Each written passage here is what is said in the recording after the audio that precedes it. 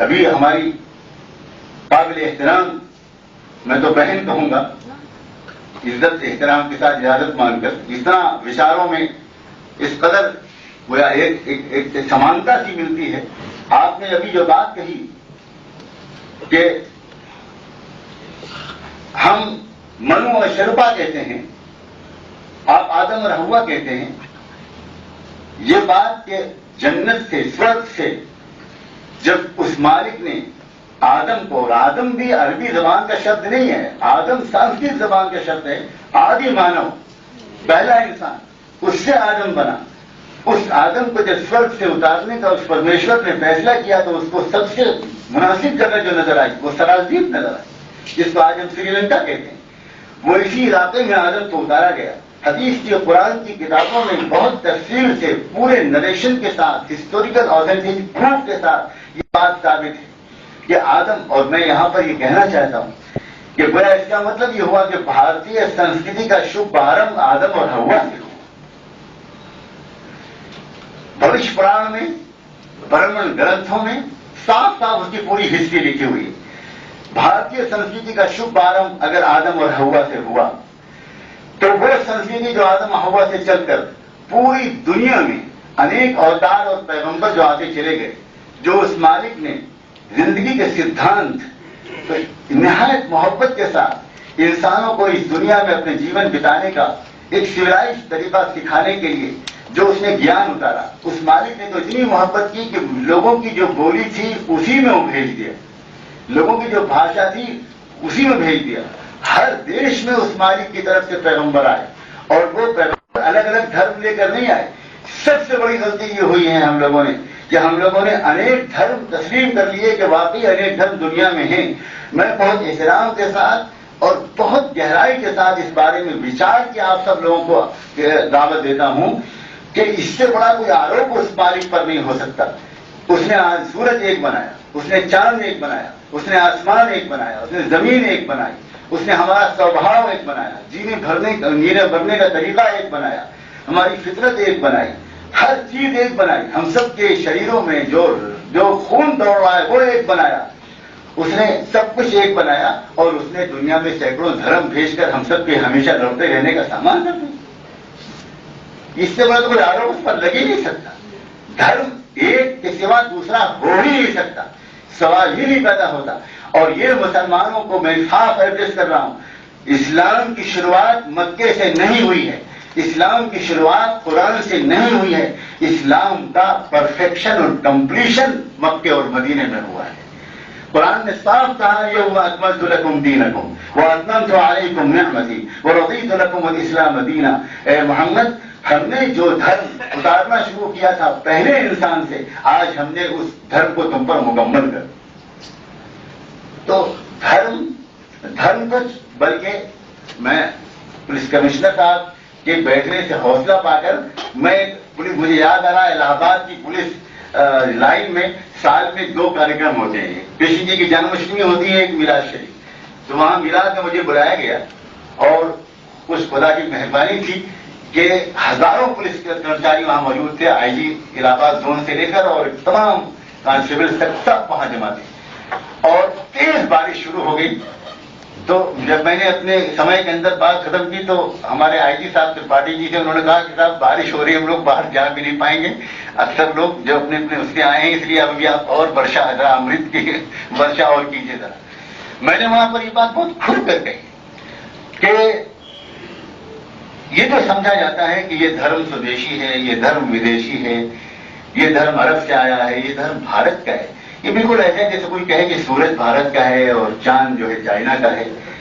یہ خدا کے یونیورسل گفٹ، اس کا راشٹریہ کرن یا کسی نیشنلائزیشن کرنے کا ادھیکار کس نے کس کو کب دیا ہے؟ مجھے تاریخ تو بتائیے. کس نے کہا ہے کہ یہ جو تحفہ خدا نے سب کے لیے دیا؟ بلکہ اس کے بعد اگر چلیے ہمیں اصرار ہی ہے تو میں تو ایک پرشن کرتا ہوں بہت صاف، وہ یہ کہ بچہ جہاں جنم لیتا ہے وہ اس کے وطن ہوتا ہے، جنم بھومی ہوتی ہے، یا جہاں اس کا انت ہوتا ہے وہ اس کی جنم بھومی ہوتی ہے؟ آپ کو جانتے، جہاں پر جنم لیتا ہے اس کو وطن تو اس کا اسی کو مانا جائے گا. ہم تو سچی بات یہ ہے کہ ہندوستان میں رہنے والے لوگ اس بات پر ہزاروں مرتبہ فخر کرنا چاہیے ہم کو کہ اس مالک نے انسانوں کی مارگدرشن کے لیے جو اس نے سب سے پہلے جو دھرم دیا، اور وہی سناتن دھرم کا عربی نام اسلام ہے، وہی سناتن دھرم اس نے سب سے پہلے بھارت میں دیا۔ اور اگر اسلام کا کوئی وشیش دیش ماننے پر اصرار ہی ہے تو ہم یہ کہہ سکتے ہیں کہ اسلام کی جنم بھومی بھارت ہے، اور اس کا انت اور مکمل پنا جو ہوا تھا وہ عرب میں ہوا۔ اسلام کا حق ہے اس دیش پر، اور اس دیش کا حق ہے اسلام پر۔ بلکہ میں آپ سے کھل کر کہتا ہوں، نماز شبد عربی زبان کا شبد نہیں ہے، عربی میں تو صلاۃ کہتے ہیں، نماز شبد پرشین لینگویج کا شبد ہے۔ اور پرشین میں کہاں سے گیا؟ لنگوسٹک، آپ جانتے ہیں سب بہت ہی پڑھے لکھے لوگ موجود ہیں کہ لینگویجز کی فیملیز ہوتی ہیں، لینگویجز کی بھی ٹریز چلتی ہیں، لینگویج کا بھی پریوار ہوتا ہے۔ یہ جو پرشین میں یہ نماز کا شبد گیا، یہ سنسکرت سے گیا۔ آپ گیتا، بھگوت گیتا کا 6واں ادھیائے کھولیے اور نمہ اچ کا پورا بیان پڑھیے۔ اور نمہ اچ کسے کہتے ہیں؟ وہ اجنما پرمیشور، جس نے کسی سے جنم نہیں لیا، اس کے سامنے نمن کرنا، یہ نمہ اچ ہے۔ اور نمہ اچ کے پرشن میں گیا نماز، اور وہاں سے نماز ملی۔ میں اپنے ہندو بھائیوں سے کہتا ہوں، اگر نمہ اچ آپ نے چھوڑ دی ہو تو آپ چھوڑیں، آپ جانتے ہو ہم تو سیرے سے لگائے ہوئے ہیں۔ اور کیا ہم کو اس کی سزا ملے گی؟ اب کیا اس ملک کے مسلمانوں کو اب اس کی سزا ملے گی کہ ہم نمہ اچ اپنے سینے سے لگائے ہوئے ہیں؟